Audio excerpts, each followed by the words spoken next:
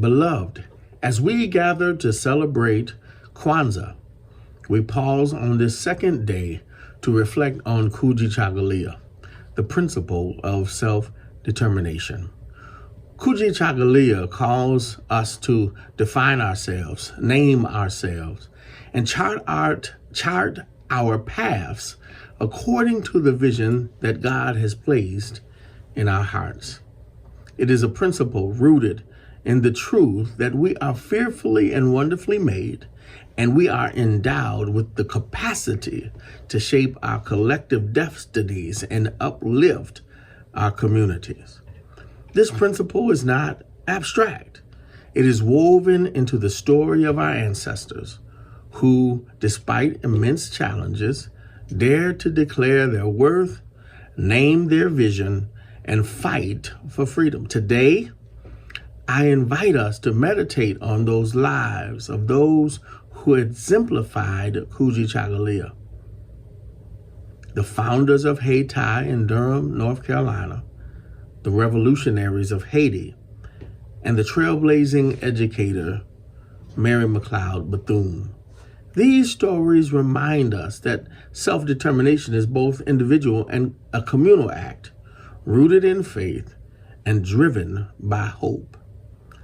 In the post-Civil War South, African Americans faced systemic racism and economic disenfranchisement. Yet, in Durham, North Carolina, formerly enslaved women and men carved out a space of dignity and prosperity, the historic Haiti community. Haiti became a thriving hub of Black enterprise, education, and culture. Known for its institutions like North Carolina Mutual Life Insurance Company and the St. Joseph AME Church, Haiti was a testament to the power of Kujichagulia. The founders of Haiti refused to let the world's definition of Blackness as an inferior define them. They named themselves as capable. They named themselves as resilient and worthy of self-governance.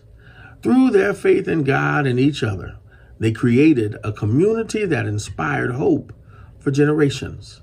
Their legacy reminds us that self-determination begins when we reject oppressive narratives and embrace our God-given ability and build and thrive for ourselves.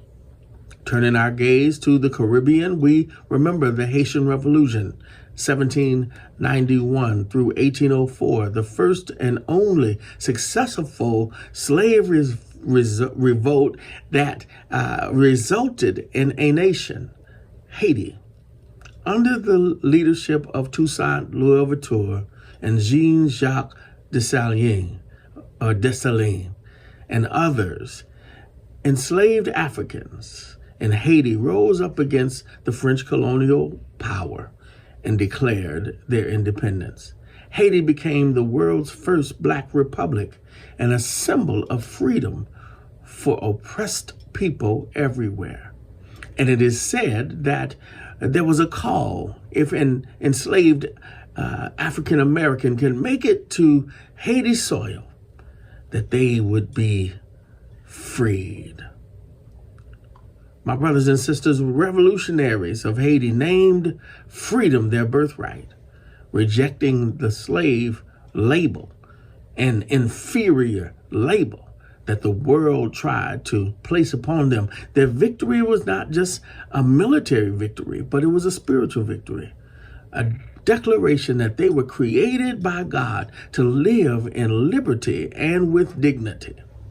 Haiti's story reminds us that Kujichagulia is about reclaiming our identity and living into the fullness of our humanity, no matter the cost.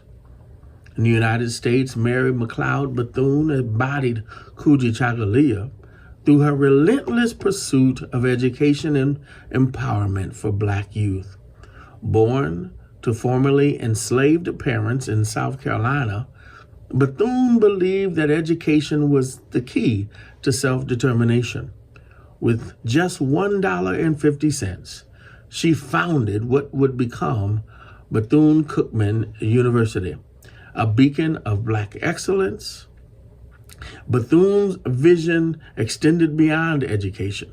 She was a fierce advocate for civil rights, women's rights, and economic empowerment. She once said, "I leave you hope.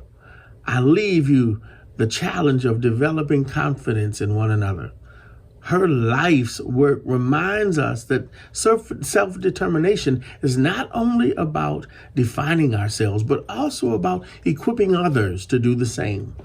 Bethune's legacy calls us to create opportunities for those who come after us, ensuring that our communities continue to rise.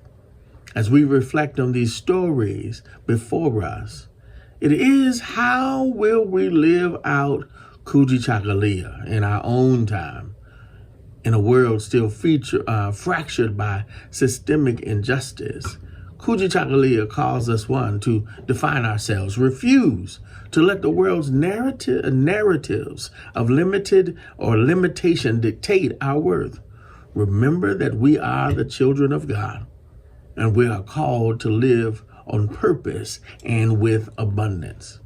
We must name ourselves, to speak life into our dreams and boldly articulate the future for which justice, peace, and wholeness reign.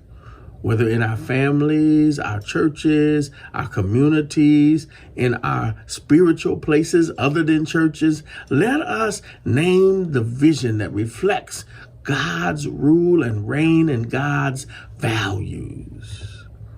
And create a legacy to take action to build institutions and movements and relationships that empower others, like the founders of Haiti and the revolutionaries of Haiti and our dear sister, our ancestor, Mary McLeod Bethune. Let us create spaces where self-determination can flourish.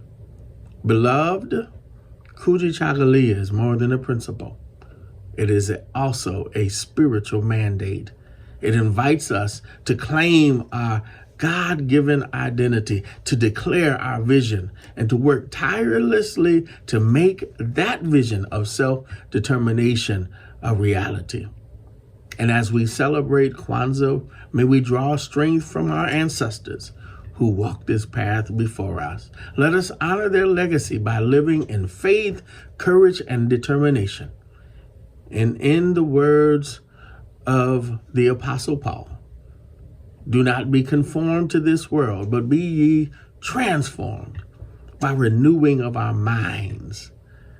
May this principle of Kwanzaa renew our commitment to Kujichagulia, to trusting in our spirits of collective work and responsibility.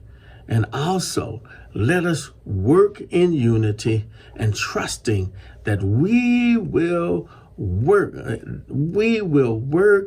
and see this work through, again, for not just this generation, but for the generations to come, that we are self-determined as brothers and sisters. Amen. And Ashe. Y'all be easy. Peace.